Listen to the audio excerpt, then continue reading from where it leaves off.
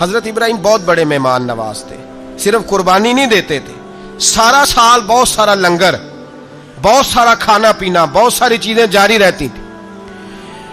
اور جتنے غریب لوگ تھے فلسطین کے، ان کو پتا تھا کہ حضرت ابراہیم علیہ السلام کا لنگر جاری ہے. فلسطین میں جب آپ کا قیام تھا، ایک دفعہ ڈھیروں مہمان آ گئے اور کھانے کو کوئی چیز نہیں.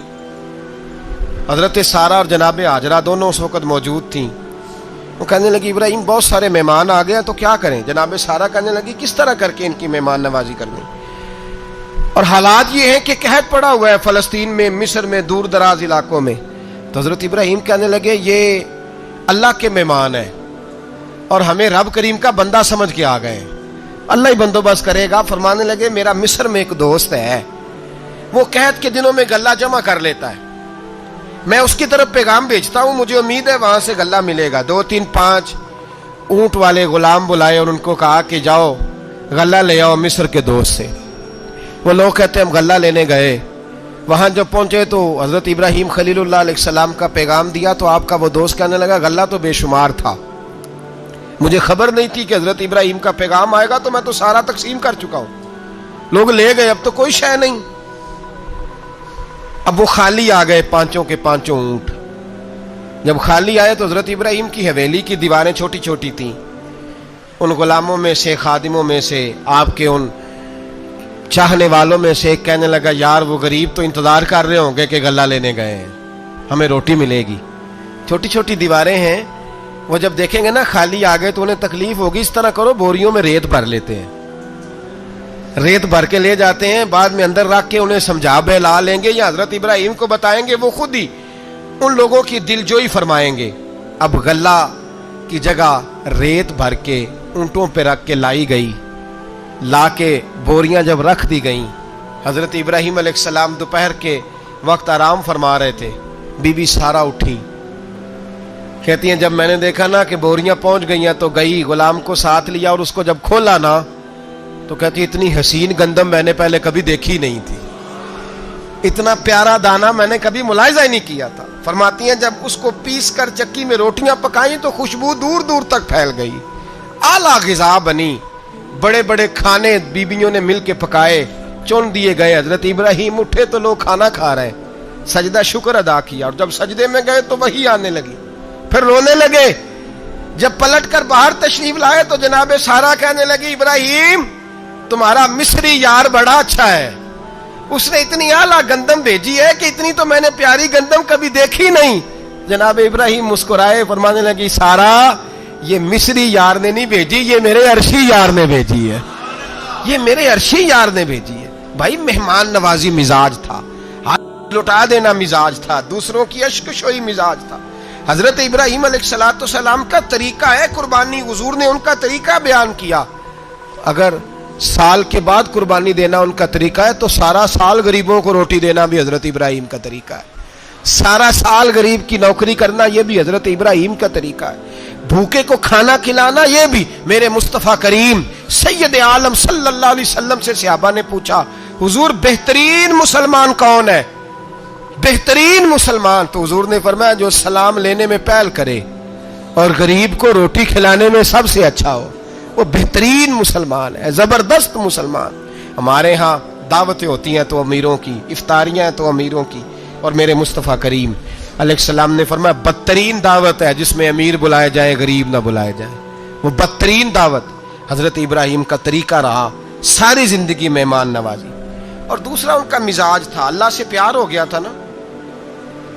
جب رب کریم سے محبت ہوتی ہے نا اور محبت کا احساس ہوتا ہے دل میں، پھر سجدے لمبے ہوتے ہیں.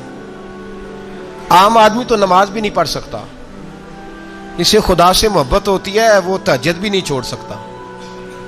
وہ یہ محبت کی بات ہے نا، جس کو پیار ہوتا ہے اس کی تہجد بھی ہے، اس کی اشراق بھی ہے، چاشت بھی ہے، اس کے عمرے بھی ہیں، اس کے حج بھی ہیں، اس کے بار بار کعبۃ اللہ کے دیدار بھی ہیں. یہ محبت الہی ہے، جوش مارتی ہے.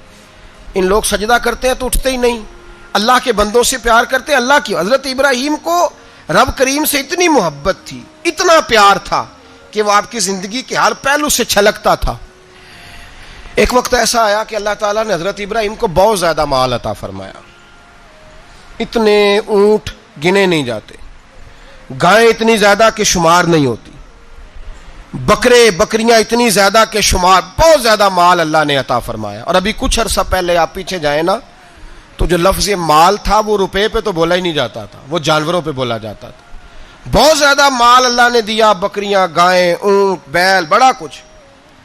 تو رب کریم نے فرشتوں سے فرمایا کہ واتخذ اللہ ابراہیم خلیلا، ابراہیم میرا دوست ہے. تو فرشتے کہنے لگے یا اللہ جسے اتنا کچھ دیا جائے اس نے دوست تو بننا ہی ہوتا ہے، تو نوازا ہی بڑا ہے، اتنا مال، اتنے کھیت کھلیان، اتنا کچھ. اللہ کریم نے فرمایا جاؤ آزمائش کر لو، امتحان لے لو. فرشتہ امتحان لینے پہنچ گیا. حضرت ابراہیم کے جانور چر رہے ہیں چراگاہ میں، حضرت ابراہیم بھی ہیں، غلام بھی ہیں، بہت بڑا ریوڑ ہے. آپ تشریف فرمائیں. ایک فرشتہ آیا تو کھیت میں چھپ کے بیٹھ گیا اور بلند آواز سے کہنے لگا سبحان اللہ والحمد للہ ولا الہ الا اللہ واللہ. یہ تسبیح بڑی پسند ہے، محبوب نے ان کی فضیلت بیان کی. اب وہ حضرت سیدنا ابراہیم علیہ السلام کھڑے تھے تو وہ کھیت میں بیٹھ کے تسبیح پڑھنے لگا سبحان اللہ والحمد للہ ولا الہ الا اللہ. حضرت ابراہیم کہنے لگا یہ میرے رب کا نام کون لے رہا ہے؟ بڑی اس کی میٹھی آواز ہے، بڑی، کون ہے؟ ڈھونڈنے لگے، گھومتے گھومتے اس کے پاس چلے گئے. فرشتہ انسانی شکل میں، تو میرے رب کا ذکر کر رہا تھا؟ اس نے کہا میں ہی کر رہا تھا. فرمانے لگے یار ایک دفعہ پھر نہیں کرتا؟ تو کہنے لگا ابراہیم پہلے تو میں اپنی مرضی سے کر رہا تھا، تو کہتا ہے تو پیسے لگیں گے، پیسے ہیں تو کر دیتا ہوں. حضرت ابراہیم کہنے لگے بول تو کیا لے گا؟ میرے اللہ کا ذکر سنانے کا کیا لے گا؟ کہنے لگا جتنی بکریاں آپ چرا رہے ہیں ساری دے دے تو میں اللہ کا ذکر سنا دیتا ہوں. آپ نے فرمایا بس جا تیری ساری ہوئی، میرے رب کا ذکر سنا. اور پھر شروع ہو گیا سبحان اللہ الحمد للہ ولا الہ الا اللہ واللہ اکبر. حضرت ابراہیم علیہ السلام کیف میں یار پھر ذرا سنا، نہ علما وچ پھسا سانو، تو یار دی گل سنا سانو، ذرا دوبارہ سنا. پھر سنایا، ایک دفعہ پھر کہا. فرشتہ کہنے لگا بس جی آپ کے پیسے پورے ہو گئے. حضرت ابراہیم کہنے لگے چل ایک دفعہ اور سنا. کہنے لگا پیسے لگیں گے. تو کیا لے گا؟ کہنے لگا گائیں بھینسیں ساری میری. فرمایا بس یار اتنی قیمت، تو سنا صحیح، سارا کچھ ہی تیرا. پھر شروع ہو گیا سبحان اللہ والحمد للہ ولا الہ الا اللہ واللہ اکبر. گائیں دے دیں، بھینسیں دے دیں، وہ ذکر سناتا ہے. حضرت ابراہیم کبھی مچلتے ہیں، کبھی روتے ہیں، کبھی آہیں بھرتے ہیں. تو میرے رب کا نام لے رہا ہے، ذرا پھر سے لے. کیف جاری ہے. کہنے لگا بس بھائی. حضرت ابراہیم فرمانے لگے تو اور لے لے جو لینا ہے، مجھے ذکر سنا. اس نے کہا ابراہیم بکریاں میں لے چکا، گائے بھینسیں میں لے چکا، اونٹ رہ گئے، سارے لے لوں گا پھر ذکر سناؤں گا. فرمایا جا تیرا ہوا تو ذکر سناتا رہ، میں دیتا ہوں. دے دیا. کچھ دیر ذکر کیا تو اب خاموش ہو گیا. حضرت ابراہیم خلیل اللہ علیہ السلام فرمانے لگے ذکر سنا. کہنے لگا ابراہیم اب تیرے پاس دینے کو کیا ہے؟ ہر چیز تو میں لے چکا. آپ فرمانے لگے یہ گائے بھینسیں بکریاں چرانے کے لیے تجھے کوئی نوکر ملازم بھی تو چاہیے نا. تو اس طرح کر مجھے رکھ لے، میں روٹی نہیں مانگوں گا، کھانا نہیں مانگوں گا، تو اللہ کا ذکر سناتا رہنا، میں تیرے جانوروں کی نوکری کرتا رہوں گا. حضرت ابراہیم علیہ السلام نے جب یہ کہا نا، فرشتے کی آنکھوں میں آنسو آ گئے. تر دامنی پہ شیخ ہماری نہ جائیے، ہم دامن نچوڑ دیں تو فرشتے وضو کریں. فرشتہ رو پڑا اور کہنے لگا ابراہیم مجھے سینے سے لگاؤ، آپ واقعی اس قابل ہیں کہ اللہ آپ کو اپنا دوست بنائے، واقعی اس قابل ہے کہ رب آپ کو اپنا. حضرت ابراہیم علیہ السلام کا خدا سے محبت کرنے کا نرالا انداز. اور میرے بھائی یہی محبت انہیں میرے مصطفیٰ سے بھی تھی.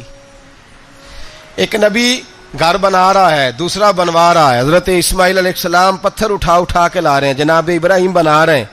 جب خانہ کعبہ بن گیا تو کہنے لگے ربنا وابعث فیہم رسولا، اے اللہ اب اسے بسانے کے لیے اپنا آخری رسول بھی عطا فرما. نبی پاک فرماتے ہیں میں دعا ہوں حضرت ابراہیم کی.